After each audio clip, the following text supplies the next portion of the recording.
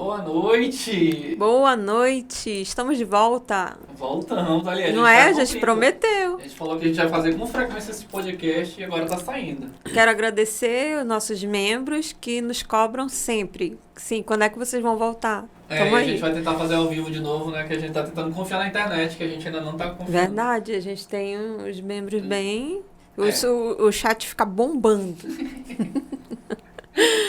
E hoje a gente vai falar de um assunto muito interessante, porque é um assunto atual sobre desenvolvimento energético. Isso aí. O que mais? Óleo, Combustível, minérios, sustentabilidade. Desenvolvimento econômico. Desenvolvimento econômico, terras raras, a gente vai falar sobre terras raras. Terras. Adoro, quero saber. Vamos perguntar que hoje a gente está com quem, viu? Nós estamos com o secretário estadual Rony Peixoto, da CEMIG. E seja muito bem-vindo, Rony. Obrigado, Marcos. Obrigado, Jussara. É um prazer estar aqui, né, frequentando aqui, falando um pouco aqui das ações que o Estado tem na área de Minas, de energia. Falar de desenvolvimento econômico, né, que é bem amplo, né, muita coisa deriva aí dessa questão de energia e mineração. E a gente se sente muito honrado com o convite, a gente espera poder falar aqui, conversar ao longo aí, são 2 horas, né? Por aí. Vamos conversar um pouquinho aqui sobre o tema. Tem muitas perguntas, né? Temos muitas. É um assunto que a gente não conhece a fundo, né? E aí a senhora estava muito preocupada com perguntas e tal. Aí eu falei, não, aproveita. Eu vou ser a população. Mas você não conhece muito a fundo se você fez um filme que não, a história, uma inserção não, que sim, tem sobre a história do gás. Verdade. Tal. Mas aí tem muitos termos, por exemplo, os minerais raros. Aí a gente vê muito destaque lá para Apuí, que inclusive até mandar um abraço pro Marcos Maciel. É verdade. Tá pra ir pra Apuí, ano passado quase que a gente foi, esse ano a gente vai com certeza. Esse ano estaremos em Apuí. Ele esteve com a gente agora num evento lá em Presidente Figueiredo, que a gente fez um seminário de mineração, e aí ele estava lá, né? Estava lá. A gente ia participar lá do Barretão do Amazonas, né? Que é o Expo deles lá, de Expo-Up. E aí, quando eu cheguei pra conversar com ele, já seguia, já fui logo no contato, foi muito bom. Só que a gente acabou não conseguindo ir, foi no mesmo período que a gente foi pra Parintins. Foi, verdade. Projeto, e aí a gente ficou de agora. E aí teve o Som Manaus também, tudo na mesma verdade, época. Tudo na mesma época. Mas eu faço questão de conhecer Apuí. E Apuí é uma das cidades que mais está em voga, né? Por causa dessa questão das terras raras. Aí eu queria que a gente conversasse daqui a pouco sobre isso também. Tem 2 projetos lá e a gente vai falar mais depois sobre isso. E aí eu queria que tu falasse um pouquinho sobre a questão de como que tu enxerga essa questão dos ciclos econômicos, que a gente já tinha conversado um pouquinho, né? Da gente estar no 4º ciclo. Eu queria que tu explicasse melhor para as pessoas o que seria isso. Ah, tá, legal. Isso é uma boa oportunidade para a gente falar um pouco aqui. Eu vou resgatar um pouco lá das aulas de economia, né? As aulas lá na UFAM, com o professor José Alberto Machado lá, que é uma referência aí. A gente tinha aula lá de História Econômica do Amazonas. Né? E eu lembro muito bem que a gente falando desse ciclo, a gente até depois conversou sobre isso com o professor Zé Alberto. A gente teve algumas tentativas, umas deram certo, outras não estão muito certo, mas algumas tentativas econômicas no Amazonas. Né? Então, a primeira aconteceu lá por volta de 1750, ali, que era uma abertura comercial, vamos chamar assim de uma abertura comercial, ali na época do Marquês de Pombal. Né? Então, a gente chama ali do ciclo pombalino.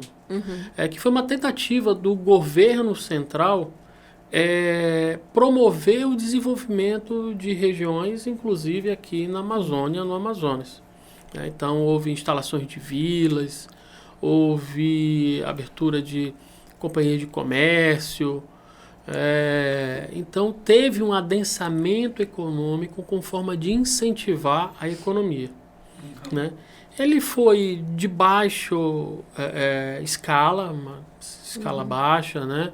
Muito curto, né, o processo, mas foi uma tentativa importante, né, de desenvolver essa região. Ela teve sua participação econômica. Né? Aí a gente vem para depois mais ciclo da borracha.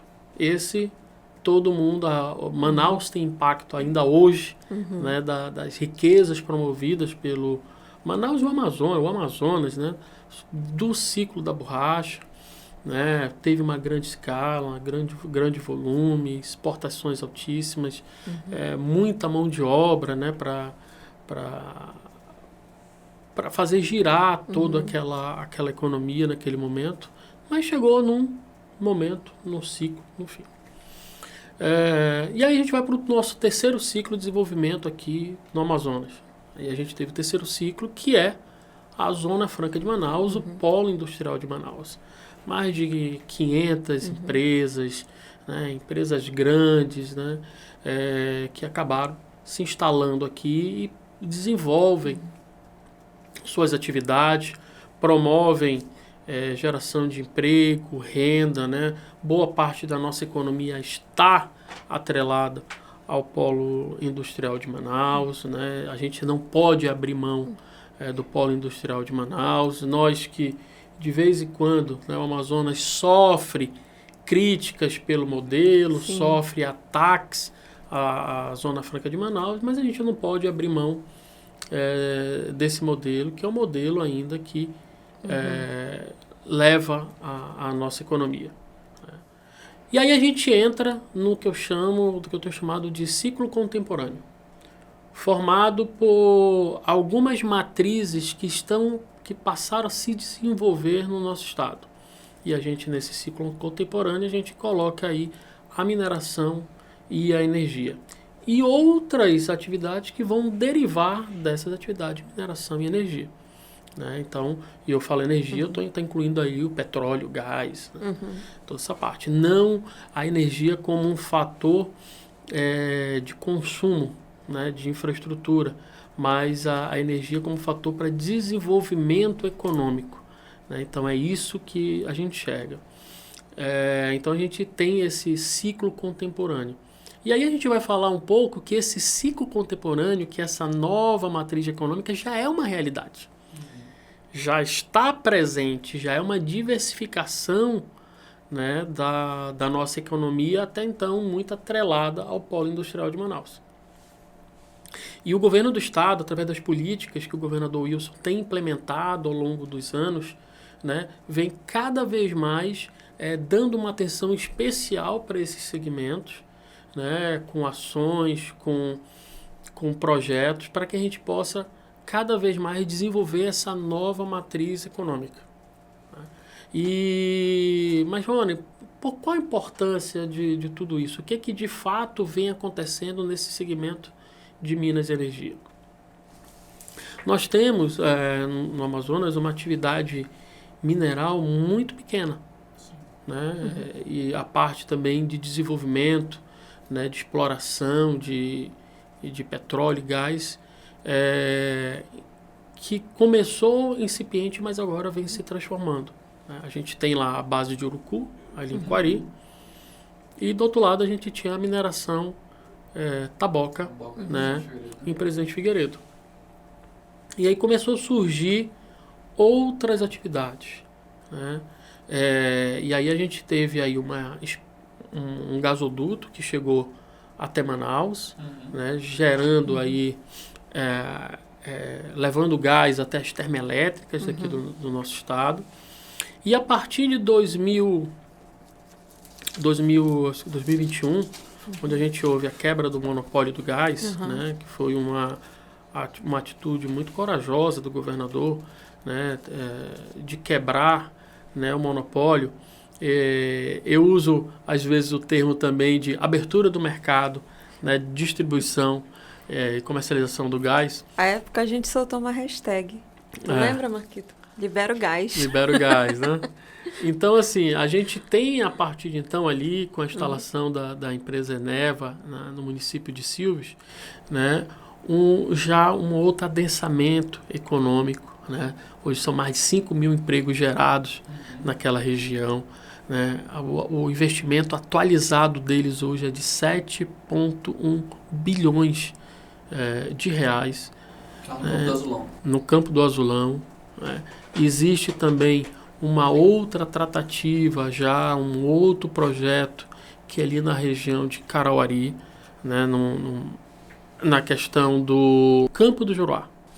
Então a gente tem aí esse adensamento, né, dessa parte de energia e gás. O Amazonas tem a maior reserva de gás onshore do país, né? Ele tem uma produção entre os maiores produtores já de gás natural do Brasil, né? Um onshore, né?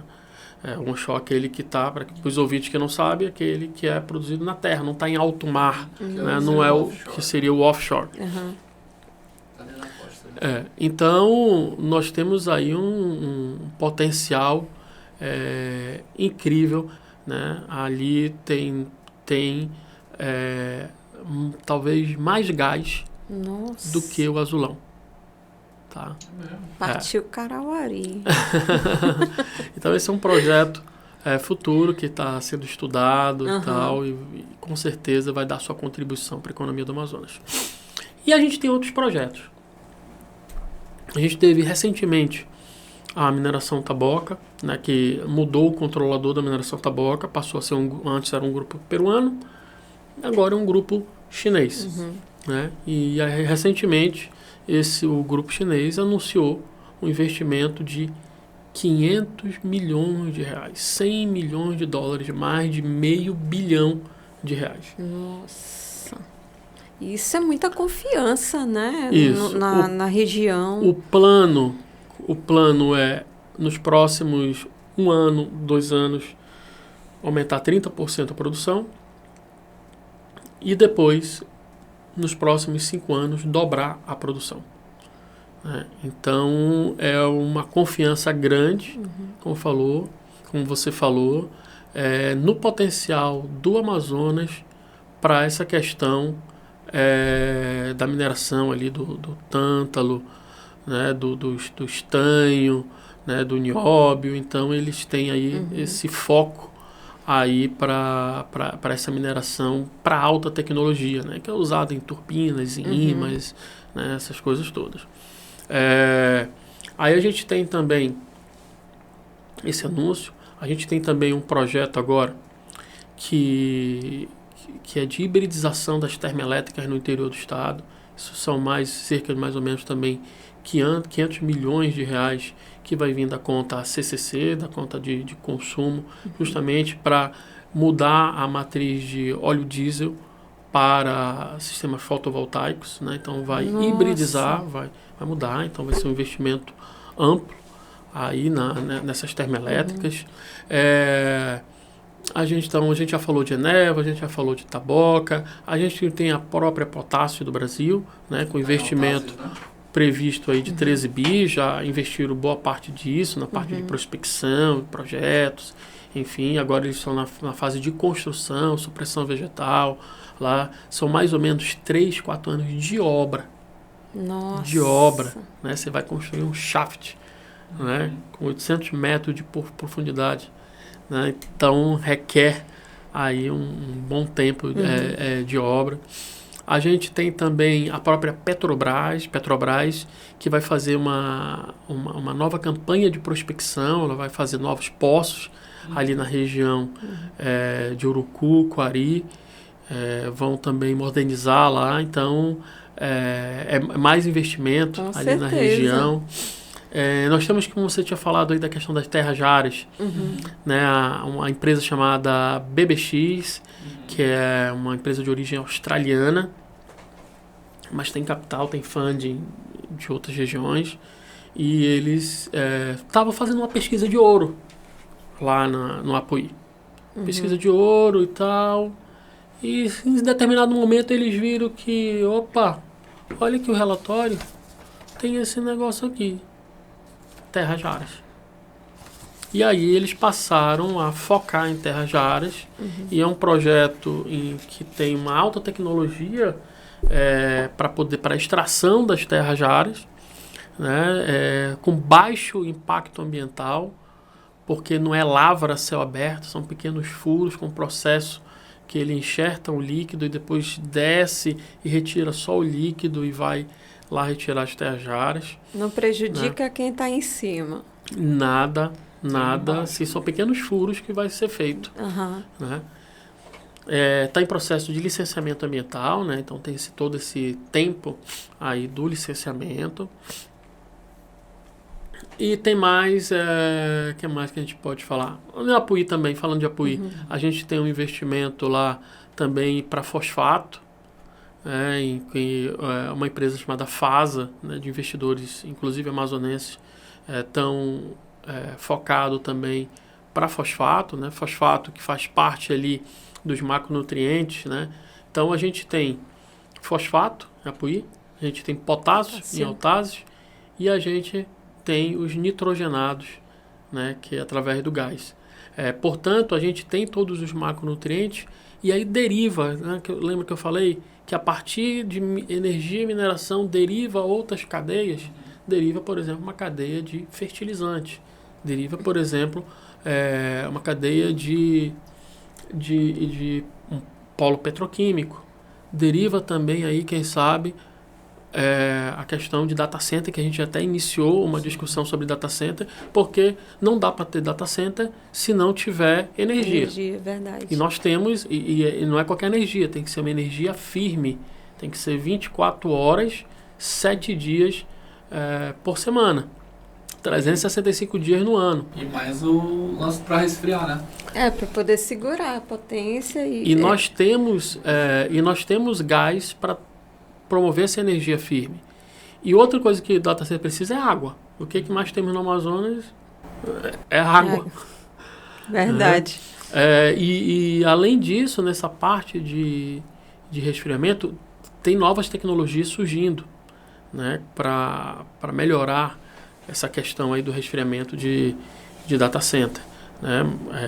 Portanto, tem muita coisa que deriva aí de energia e mineração e a gente está muito feliz e confiante, né, nesse processo que o estado do Amazonas tem passado, sobretudo na questão de segmento aí de energia e mineração, com olhar para o futuro, para coisas importantes que possam aqui se desenvolver.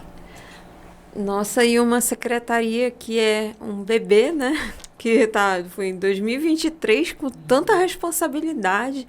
E eu acredito que é uma das secretarias que mais cresce por causa dessa demanda, né? Que a cada dia surge um novo projeto, vem um novo investimento e vocês passam muita segurança. Eu acho que esse trabalho técnico é essencial, né? Porque para receber aporte de bilhão, né? Não é para qualquer um, não. B de bananada, né? Com B de bananada.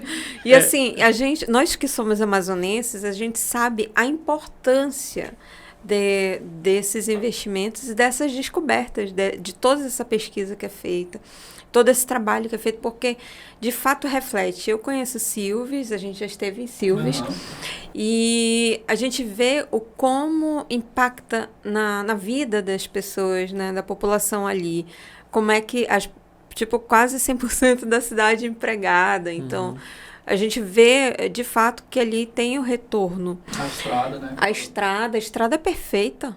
A estrada para chegar em Silves e Itapiranga é um tapete. Na época que a gente foi, tava, né? Eu acho que deve estar, que nossa governadora não vai deixar. Não vai.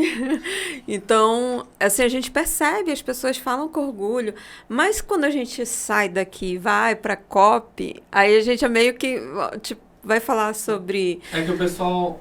Vai. Porque o pessoal sempre tende a negativar. Uma vez a gente até conversou sobre isso, assim, quando falou sobre mineração e sobre garimpo, principalmente. E aí a gente sempre vem com o lance do garimpo ilegal, de o quanto aquilo machuca o meio ambiente. E aí quando tu tá numa discussão que todo mundo quer acabar essas matrizes... É porque fica meio que estigmatizado, né? Não chega a informação de um trabalho responsável. Isso. Porque isso é um trabalho responsável. Do jeito que está sendo feito, é super responsável. E a questão da própria CEMIG, que eu sempre vejo, assim, tipo, todos... Tá aqui, desenvolvimento energético. E aí sempre tem a questão do sustentável. De como ter a energia limpa ali. Não é que toda energia tem que ser fóssil e suja. Tem que ter energia limpa também. E aí é isso que a gente quer sempre saber também, como é que funciona essa questão do controle. Ou mesmo a abertura para outras empresas que estão chegando. Entendeu? Porque as empresas muito grandes, a gente sabe que elas visam lucro total.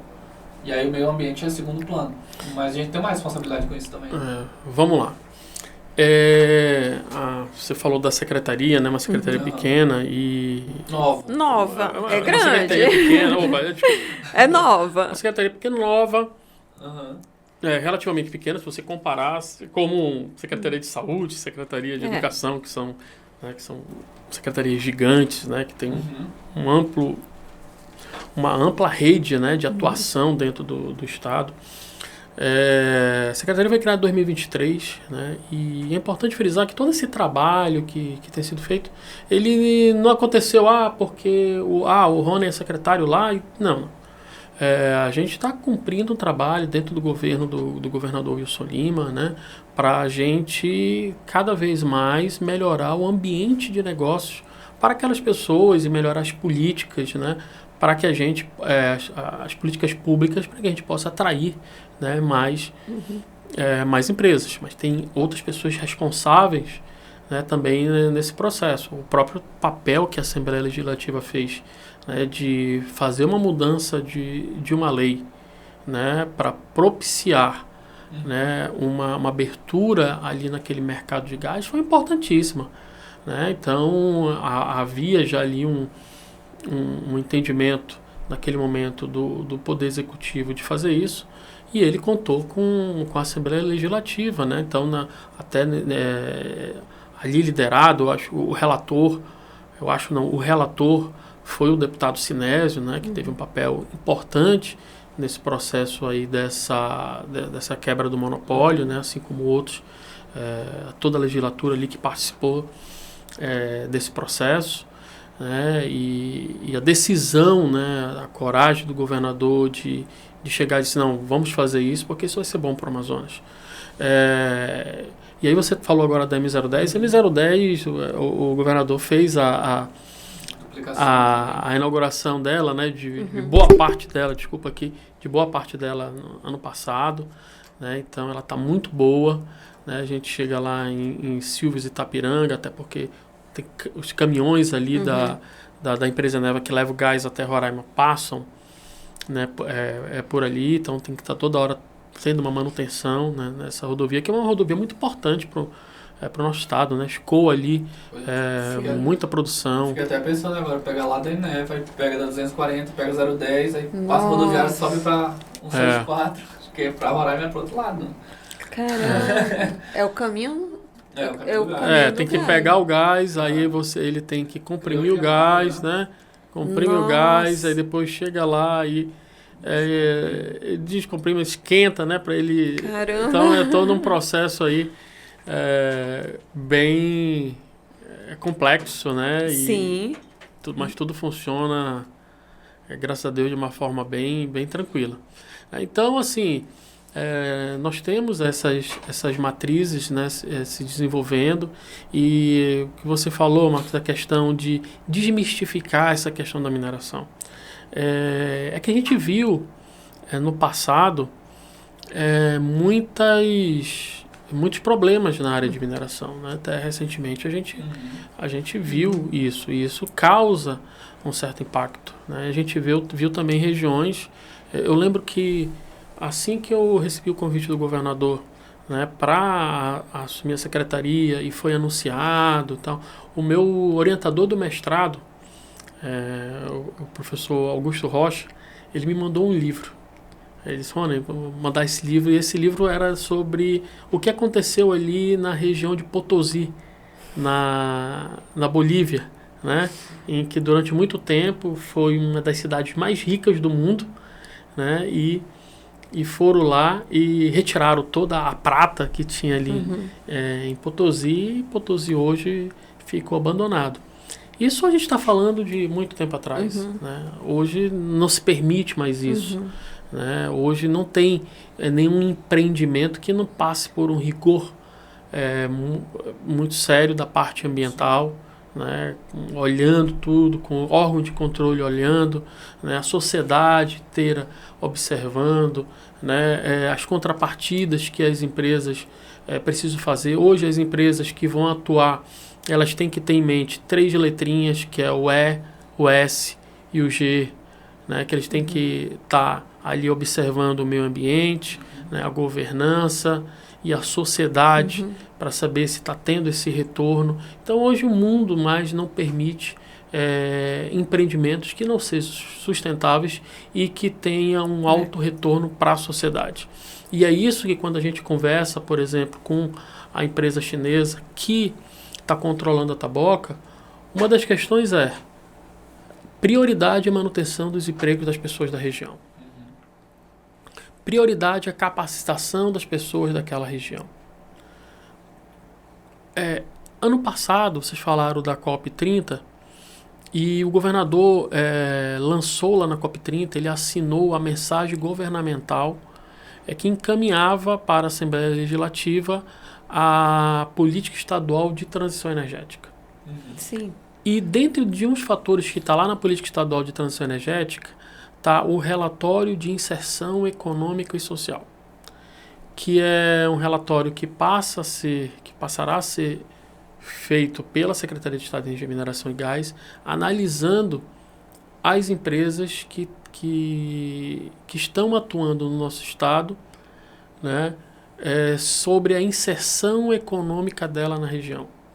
Então, assim, é importante a capacitação local, é importante as compras locais, é importante investimento em P&D naquela região, é importante investimento em novas cadeias produtivas para desenvolver aquela região. Então, hoje já não tem mais aquela questão de ir lá, retira todo o mineral que tem na região e pronto, e vai embora. Não, existe uma responsabilidade grande para que a gente possa estar de fato desenvolvendo uma região.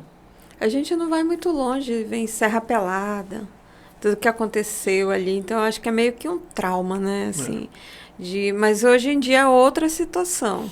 E assim, o nome transição energética, a gente não vai sair de um ambiente em que se polui para um ambiente de net zero, né, de net zero aí de uma hora para outra. Né? A gente tem uma etapa, que é a transição, que é um processo gradual. E o Amazonas, com a questão das terras raras, com a questão dos minerais críticos que aqui são produzidos, ele está no centro global aí da transição energética. Ele passa a contribuir, de fato, para a transição energética global. Então, terras raras, nós temos aí todos os elementos aqui que serão utilizados, né, e assim como os minerais críticos na indústria atualmente.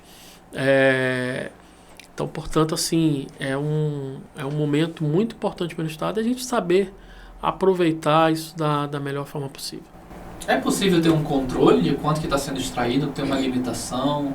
Tipo assim, a gente estava vendo uma reportagem que falava lá sobre a Apuí, e que era uma fazenda particular, e que o pessoal lá da BBX ia arrendar aquela fazenda para poder fazer as extrações dos minerais de terra rara ali. E aí, assim, existe um controle disso da parte do Estado, ou é quanto a empresa conseguir tirar? Vamos lá, a empresa, quando ela vai entrar com licenciamento, ela já diz, olha, eu vou atuar dessa forma aqui. Eu vou precisar, eu vou colocar essa capacidade, com essa capacidade eu pretendo retirar isso aqui. Né? Entendi. Então, existe toda uma fiscalização, né, um acompanhamento, existe os né, também sobre isso. tanto da Agência Nacional de Mineração, quanto do Estado, né, quanto dos órgãos ambientais, para acompanhar esse processo, inclusive da Secretaria de Fazenda, que ela vai acompanhar ali, né? Porque hoje uma empresa não pode chegar dizendo que está tirando tanto e, na verdade, está tirando, declarando outro, né? Não tem. Legalmente não existe. Assim, é para não existir, né? É para não existir. É para não existir. Então, tem todo. E ela, quando ela vai se instalar, uma empresa grande, ela tem toda uma previsibilidade, né? De quanto que ela vai, que ela pretende, né, fazer. E a outra questão que tinha, por exemplo, quando tinha os acidentes, né, tipo Brumadinho, Mariana, eu acho que geralmente se mencionava numa exploradora que tinha, uma mineradora, lá em Presidente Figueiredo, que eu acho que é a Taboca. Com essa mudança de grupo, essa questão da segurança foi reforçada, foi pedido para reforçar, porque sempre era posta ela como uma ameaça, né? Tipo assim, a ameaça de Presidente Figueiredo vai acabar com o Urubuí. Era sempre atrelado ali essas informações. Existe um acompanhamento muito forte, muito próximo do Instituto de Proteção Ambiental aqui, né, do IPAAM, né, que frequentemente ele faz fiscalizações e visitas, né, na própria mineração Taboca. Né, então tem um acompanhamento muito próximo dele do ponto de vista ambiental, dos riscos que surgem, né, de outros órgãos para que a gente não tenha nenhum tipo de surpresa, né, quanto a qualquer problema que possa ter ali. Que bom saber, né? Bom saber. E aí a gente fala da matéria que tu tinha visto também, da iniciativa da CEMIG. Com a Assembleia Legislativa da Energia Transforma agora. Foram mais de 140 casas beneficiadas. 413 famílias. Aí eu quero saber, se esse programa da CEMIG é o novo Luz para Todos? Não, vamos lá. Isso aí é um suporte que o governo do estado, através da Secretaria de Energia, Mineração e Gás, a CEMIG, está fazendo para que a gente, junto com a concessionária de energia elétrica, como a Amazonas Energia, e também com o apoio da Assembleia Legislativa, para que a gente faça o georreferenciamento dessas áreas. Como é que é o processo? A concessionária, existe um programa de universalização da luz elétrica, que é o Luz para Todos, esse programa. Então, a concessionária, ela executa isso daí. De onde vem a demanda? A demanda vem de diversos lugares, da comunidade, das associações, né? Demandas políticas, né? Através de câmaras de vereadores, prefeituras e tal. Nosso Amazonas, ele é gigantesco. Né? Então, para que eles possam inserir isso na programação deles, porque eles vão dizer, olha, eu tenho previsão, a concessionária, de fazer tal investimento que vão ser mais tantas ligações, né, de energia. Mas para que eles possam fazer isso e se programar, eles precisam fazer o georreferenciamento. Né? E aí eles colocam na programação deles e executam a programação. Então nós estamos aqui apoiando e entrando, né, que a gente chamou lá de Programa Energia que Transforma. Energia que Transforma, isso mesmo. Indo em lugares muito distantes. Em lugares onde não tem energia. Né? Às vezes no interior do interior. No interior do interior que a pessoa lá não tem energia. E você tem que caminhar, tem que ir bastante para fazer o quê? O que os técnicos estão fazendo? Colhendo o ponto geográfico. E aí a gente pega, geralmente aí, acho que nós já fizemos 4, 5 municípios. E não esgotou todo o município, ainda tem muitas outras demandas, né? Mas são muitas comunidades que são visitadas, são colhidos os pontos. Eu acho que já foram mais de 12 mil pontos já colhidos, né? E são colhidos esses pontos e depois de arrumado tudo, a gente encaminha para a concessionária e diz, olha, esses pontos que tem aqui. E aí eles vão colocar na programação deles para levar energia também para essas pessoas. Ou seja, não é um novo Luz para Todos, é mais um braço uma de apoio. É uma etapa para fazer com que a concessionária leve a energia nesses lugares mais distantes. Nossa. Não é fácil. Não mesmo. E a gente já andou muito, a gente foi em Parintins e fomos, passamos ali pela Vila Amazonas e fomos até o limite do Amazonas com o Pará. E era impressionante como a energia de fato faz toda a diferença, porque o pessoal conhecia os vídeos do Marquito. E o pessoal não sai dali, né? Não. Fica naquele Fica ali. É bem interessante como tudo acontece ali mesmo. Sim. E é essencial, é energia, né? O pessoal viu aquele vídeo das figuras demoníacas lá no... Viram mesmo, viram. Espalhado no centro. E a gente recebeu muito inbox. O pessoal, olha aqui o demônio, olha aqui o demônio. Só marcando depois. Virou muito. Vai, Marquito, continua aí, Marquito.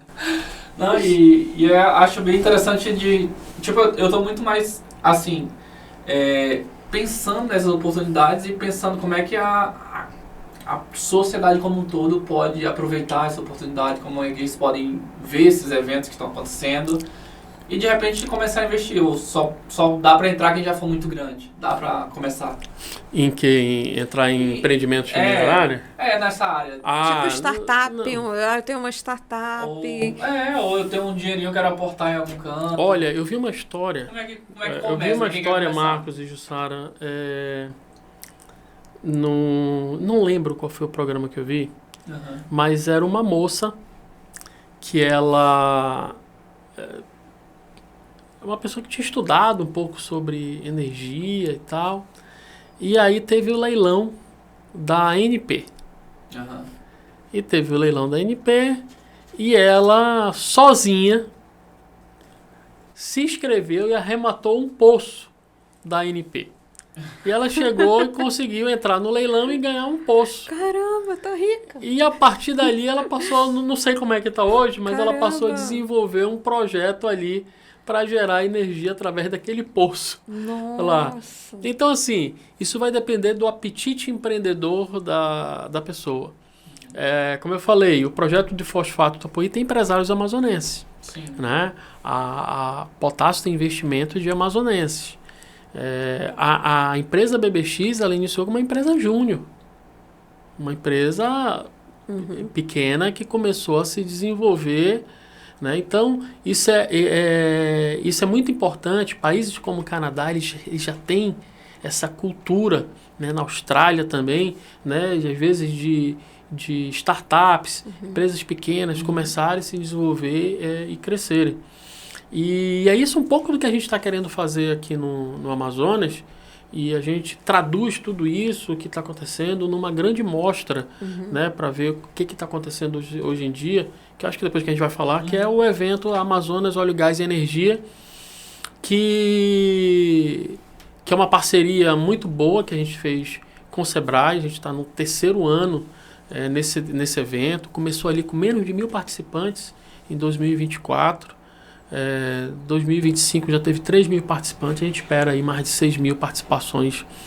Nós vamos, né, Marquito? Vamos. E é gratuito, 23, né? 24, 25, gratuitos. Pode se inscrever aí pelo site lá, Amazonas Óleo, Gás e Energia. A gente vai ter uma delegação vindo da Guiana, né, então já é internacional. que vai fazer parte aí também do evento. Então a gente está muito feliz, né, muito satisfeito com um pouco dessa mostra aí. A gente vai ter uma parte de uma arena de inovação, que aí são projetos menores. A gente vai ter dentro um simpósio para expor trabalhos científicos de alunos ali, que de repente tem uma ideia de um negócio, e aí algum investidor pode olhar lá e dizer, opa, quero olhar isso aqui. A gente vai ter um aluno do Colégio Militar de Manaus, inclusive esteve aqui com vocês, que é o Jean Gabriel. Ah, sim, nós fizemos. Que ele vai apresentar lá, né, um menino de 17 anos, né, que estudou aí fazer biocombustível através de do Ixi. Do Ixi, verdade. Né, que é característico da região. Né? Então a gente vai ver isso daí também, vai estar lá. Então, 23, 24, 25, no Centro de Convenções Vasques, Amazonas Óleo, Gás e Energia. Só que a gente vai ter também mineração.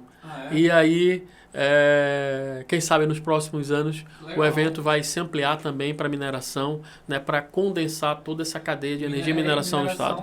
E a gente colocou, né? Todos os pontos que tu colocou praticamente são minerações ali. Né? No sul, aqui no Presidente Figueiredo. E caramba, que bom. Agora o Marco, a gente vai porque o Marco tá interessado. Não, Quer que eu bote... Eu investir no Amazonas assim, eu investir. Eu gosto da energia Sim. limpa, que eu conheço, Sim. né? A partir do fotovoltaico, desde quando eu fui morar pra fora, e ali em 2012, era muito popular. E aí eu ficava, caramba, e a gente tem um potencial de sol tão forte que no Amazonas e a gente não via desenvolver. E quando a gente ia fazer projetos, tipo em 2019, era super caro. É verdade. Eu não sei se já deu uma barateada assim, ou se ainda tá mais ou menos. E a gente vai ter empresas que vão expor lá, no Amazonas Óleo e Gás e Energia, que estão produzindo embarcações elétricas. Massa. Olha. Né? Então, isso aqui é o futuro, né? A eletrificação é o futuro aí, e a eletrificação do transporte fluvial, mais ainda no futuro no Amazonas.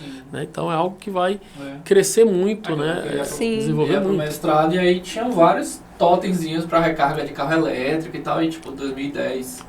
Pra mim era uma parada tão futurista aquilo, sabe? E agora que a gente tá começando a modernizar, a popularizar e tal, mas ainda tá devagar. Eu acho que o TCE, ele é quase 100%, né, de energia solar. Né? O telhado dele tá bem completinho. Agora se ele tá já consegue completinho. abastecer 100%, eu não sei. Eu sei que tá quase lá. Esse sol, acho que vai. Pois é. E aí o pessoal pedia muito a questão das isenções tributárias ou redução de impostos para aquisições. E aí foram tendo algumas políticas nesse sentido que eu acho que deve ter dado uma baixada dos preços. E aí vai ter... São 3 dias de evento. São 3 dias. Ele na verdade, eles são 2 dias full. E na segunda-feira, dia 23, né, a feira já começa ali, acho que a abertura já começa ali 14 horas, mas a abertura oficial do evento vai ser às 17 horas. Ah, entendi. Tu participa lá da abertura oficial? A gente vai estar lá. Palestra não? A gente vai ter um momento lá que a gente vai falar, e a gente vai falar um pouco sobre o que a gente falou aqui, que é esses ciclos econômicos que o Amazonas está passando. E eu achei incrível, porque é difícil alguém falar no primeiro ciclo, né? O que você foi lá atrás, de fato, que é de fato o verdadeiro, né? Que é o primeiro ciclo, que é o do Pombalino. Chamaram, Ju. Ciclo aí. Sempre vai ter uma piada, Pombal, né? Gente, sempre Marquês de Pombal. Sempre vai ter uma piada. E assim, eu não vou tão longe, porque nosso saudoso Amazonino Mendes, ele dizia que o terceiro ciclo era o da agricultura, que estava se formando, Itacoatiara, e não era de fato, porque tem o primeiro ciclo pombalino mesmo.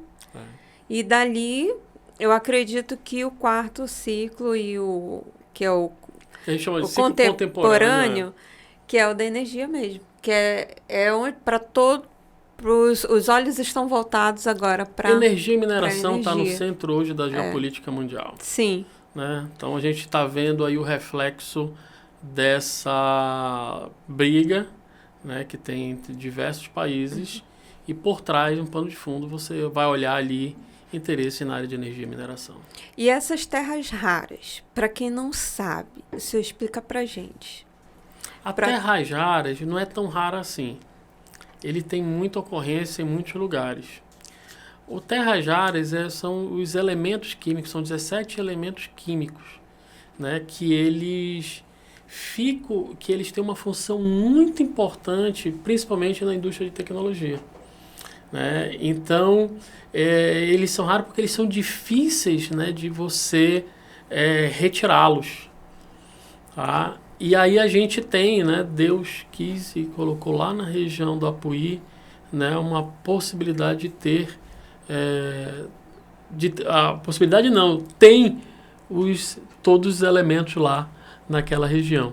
Né? Eu até recebi, né, a visita, o CEO o australiano esteve semana passada aqui no Amazonas, ele visitou o governador, esteve lá com a gente também.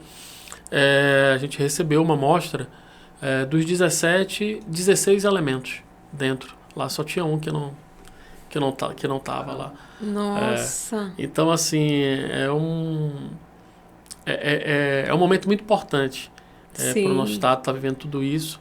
A gente... Vou falar em primeira mão aqui para vocês, tá? Opa, uma coisa prepara aqui. O corte.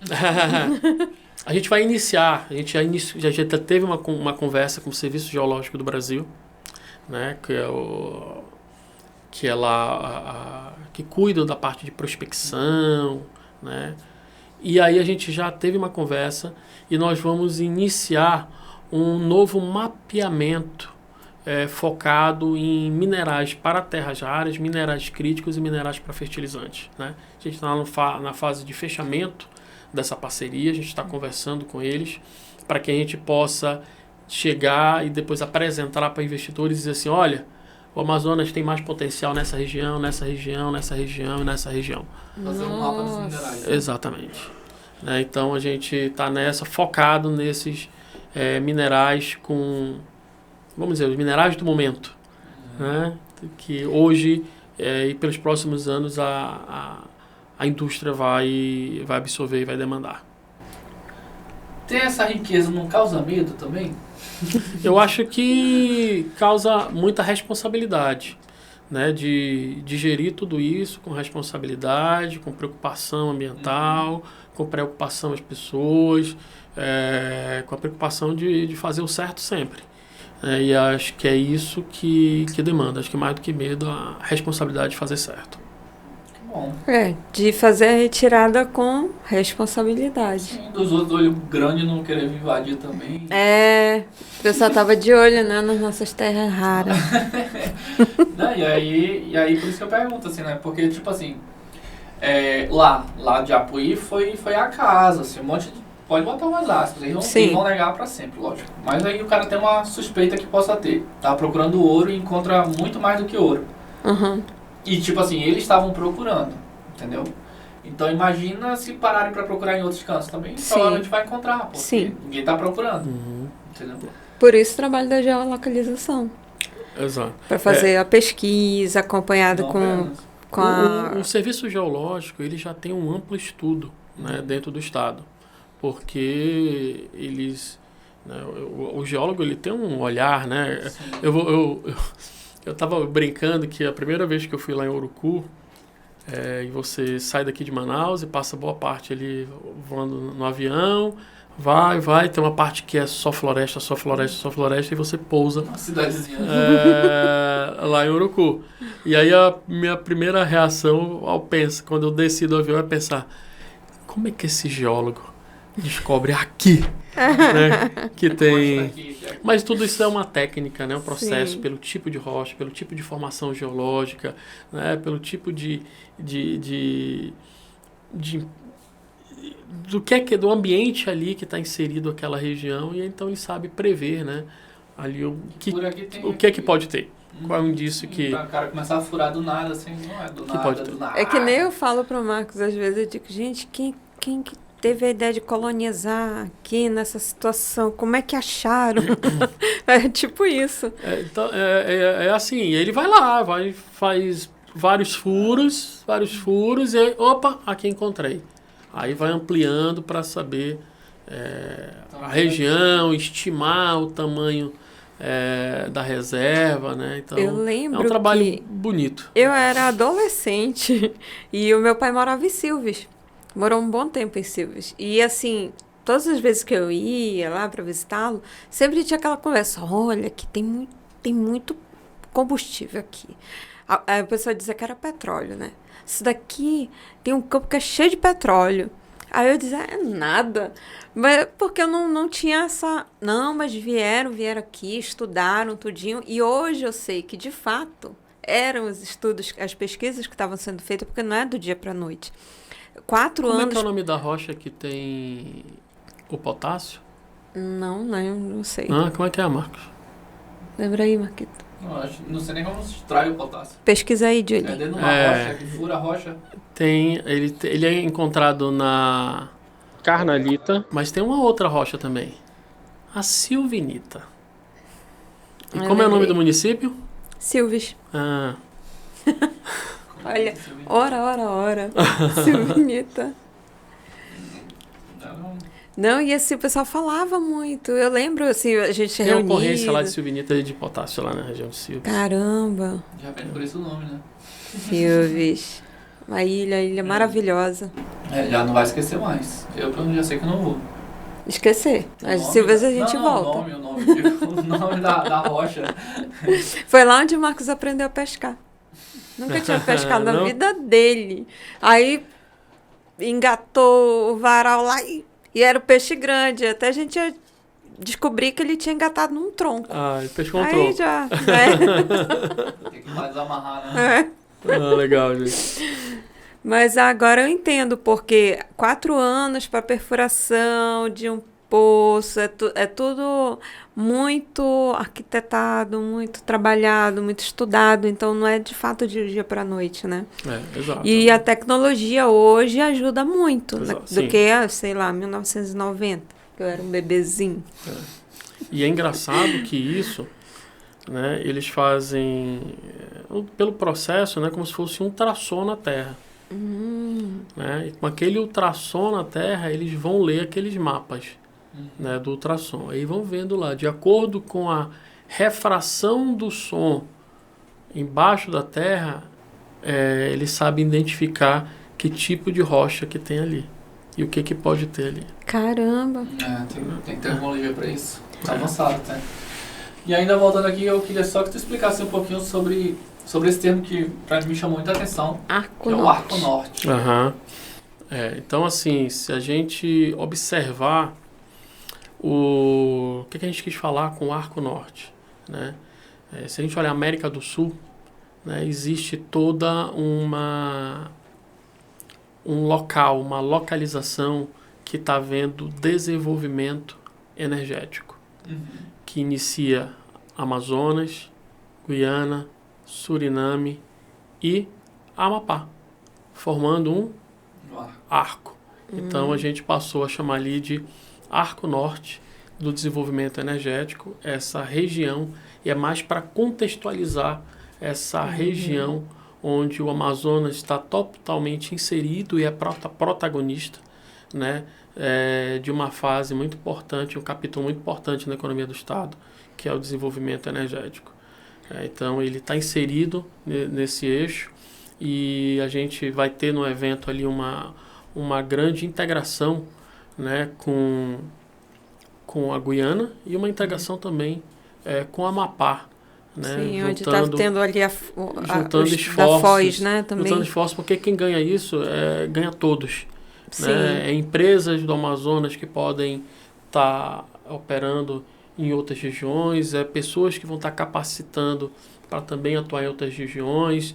Então forma ali esse arco norte do desenvolvimento energético, que é um novo limite, uma nova fronteira de desenvolvimento energético aqui no sul global ocidental. Com certeza, dividir essa riqueza aí entre os co-irmãos, né? Eu só achei curioso que não tem o Pará, né? Não vai querer fazer fofoca, não. É o Arco, né? Tu vai no Amazonas, aí Guiana, Suriname. É sério. Amapá, e aí tu pula aqui. Não, mas por que ele não tá inserido assim nesse arco? Porque a gente está falando de desenvolvimento. A gente está falando do desenvolvimento energético. Energético. Né? A gente está falando aqui de gás, de petróleo. E o Pará é muito forte na mineração, né? O Pará tem um PIB extraordinário, né? E já está evoluído, na parte de mineração. Né? São muito grandes, eu acho que fica dividindo ali entre eles e Minas Gerais, quem é que tem o maior PIB de mineração. Né? E brigando por uma castanha. E comparado, assim, sei lá, de escala de 0 a 100, né? Minas é o quê? 99, 90? Olha, a economia de Minas e a economia do Pará são muito próximas na questão da mineração. Isso, não, mas de mineração. E mineração. A gente é o quê? 5? Eu posso dizer que hoje a mineração no Pará ele é 50 vezes maior do que a mineração do Amazonas. Sim. A gente está muito incipiente. Sim. Né? Mas é um processo que está começando e a gente tem uma boas perspectivas aí pela frente. A Vale está lá no Pará, mas tá aqui no Amazonas ela está, não? Não. Não, só lá, né? Não, no Pará. Quando eu fui num evento agora de tecnologia, o pessoal da Vale falando sobre a Amazônia e tal. Isso eu estou falando de mineração, da atividade sim, minerária. Né? Então o Pará tem um PIB aí só de mineração ele deve ter um PIB de aproximadamente 60 bilhões, 70 bilhões. PIB de mineração do Pará. O PIB de mineração do Amazonas, vamos dizer que é 1 bilhão. Caramba. Mas tudo no tempo certo, né? Porque agora sim... e agora tem a secretaria que dá um respaldo. E nós temos 98% de área, 98% de área preservada, né? Então, é isso que a gente precisa. O Amazônida, ele tem um custo por manter a floresta em pé. Sim. Né? Mas esse custo ele não pode ser maior do que o bem-estar, né, da população. Então, se vai gerar oportunidades, se vai gerar emprego, renda, desenvolvimento econômico para aquela região, né, a gente precisa desenvolvê-la da melhor forma possível, né, respeitando, acima de tudo, as pessoas e o meio ambiente. E tem mais alguma dúvida que tu tinha? Do gás. Listas? Do gás. É porque, como eu falei, só a população, né? O gás, ele daqui do Urucum, lá em Quari, ele vai para onde? Ele chega aonde? Ele chega em Manaus. Chega em Manaus. Outra parte, ele é feito lá, ele faz lá também o gás de cozinha. Né? E também aquele gás de cozinha, ele vai abastecer outros estados brasileiros. Né? E ele de lá, ele sai muito por barcaça, né? Por balsas, né? Que sai de lá para chegar. Então, ele tem o gás natural, que vem aí, né? Para abastecer as termoelétricas. Né? A gente tem o gás também que vai para carro. E a gente tem o gás que é o gás que é o gás de cozinha, como a gente chama. Tá respondido. É o GNP, GLP, que é o de cozinha. De cozinha. Aí GLV, GNV que é o de veicular. Isso. E aí o outro é o gás natural. termoelétrico. Tem mais alguma pergunta? Não, agora mais contigo. Alguma consideração? Não, só isso. Convidar todo mundo a ir lá 23, 24 de 25 no Centro de Convenções Vasco Vasques para prestigiar aí a nossa Amazonas Óleo, Gás e Energia 2026, né, e a terceira edição, né, uma parceria. Eu quero agradecer aqui ao Sebrae, que é um parceiro de todas as horas. A gente tem junto construído esse evento com diversos outros parceiros, né? Agradecer toda a equipe da CEMIG que está apoiando. E aí quem toca muito isso daí é o secretário executivo, o Marco Antônio Vilela, que tem trabalhado com a gente para que esse evento seja o melhor possível para a população, né? E agradecer a todos os parceiros, patrocinadores do evento, que estão conosco aí para fazer um evento bonito, um evento para mostrar para a sociedade o tamanho do Amazonas no segmento de energia. É um evento gratuito. E a gente vai, né, Marquito? Vai lá, se inscreve. Se de repente não deu tempo, pode chegar lá e participar. Ainda tem inscrições. É bom se inscrever porque facilita na hora lá de fazer o credenciamento, já está o nome registrado. Bonitinho, né? Exatamente. Também. É isso. Eu já quero ir. Eu quero saber todas as novidades que tem no setor. Só com um cadernetinho. Eu quero. Vai investir. A gente espera você ir lá. A gente vai. A gente vai, né, Marquito? Vamos. Porque, assim, lá na COP... a gente participou, né? Vimos a questão do documento que foi assinado e tal. Mas, assim, vem logo aquela situação daquela manifestação contra. Aí a gente... Pô, somos amigos. Mas é aquele estigma, de fato, né? O estigma que vai... mineração, a energia suja. É um estigma, de fato. Então, acredito que nada melhor do que o conhecimento, né? Para que a gente conheça bem, vá lá e saiba de tudo que está acontecendo, das pesquisas, dos investimentos, como isso vai beneficiar as famílias aqui no Amazonas, a população, né, em geral, o Arco Norte, porque a gente também participa, que a gente tem muitos fãs em outras áreas, inclusive no Amapá. E é isso. E quero lhe parabenizar apesar de ser uma secretaria pequena, mas tem grandes responsabilidades. Tem projetos muito importantes. Sim, Exato. e assim, eu lhe parabenizo por estar com pulso firme e forte, né? Eu agradeço a todo o espaço que vocês sempre nos concederam. Tamo junto. Portas abertas. Foi lá que tu andou, foi no estande da CEMIG, não foi em Parintins? Na bicicleta. Ah, bicicleta. E aí, ganhou, mano? Não, ganhou não. Hoje, Hoje a gente tá se preparando para isso. A gente pode competir agora, lá. Esse ano vai ter de novo, né? Olha, o Marquito já tá 20. Ano passado a bicicleta não ia aguentar a gente, não. Esse ano ele tá 20 quilos mais leve. Esse ano ele consegue, né, Marquito? Consigo. Não, e só complementando o que tu falou, antes da gente concluir, eu lembro muito da fala do professor Jubilu lá na COP. Sim. Que é a questão que o pessoal tem que entender, que é transição, bro. Transição. Sim, verdade. Não é do dia pra noite, é uma transição. Não vai acabar. Vai um processo. ser diminuído, devagarzinho, entendeu? Só que até isso tem que ser feito com muita responsabilidade. Isso que foi a preocupação inicial que eu tinha, porque até então a informação que a gente tem é só que a empresa vai explorar lá. E aí? E não é assim. Tem um monte de olho em cima dessa empresa que vai explorar, até para ter controle disso, que é para não acabar com tudo. Por exemplo, uma das coisas que a gente está em tratativa com a mineração taboca é uma planta de beneficiamento no Amazonas. Né? Hoje eles fazem o processo de beneficiamento em São Paulo. Então, o que nós estamos em tratativas é fazer o beneficiamento no Amazonas para gerar emprego, renda para a população daqui do estado do Amazonas.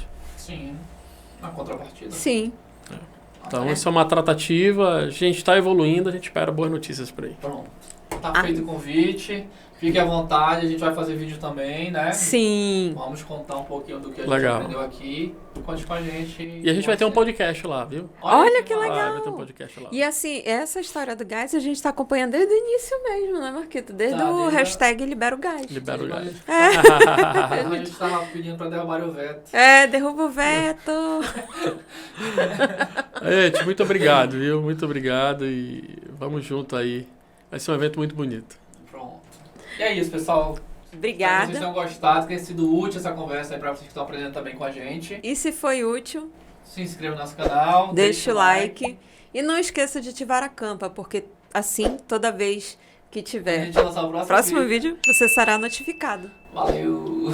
Valeu!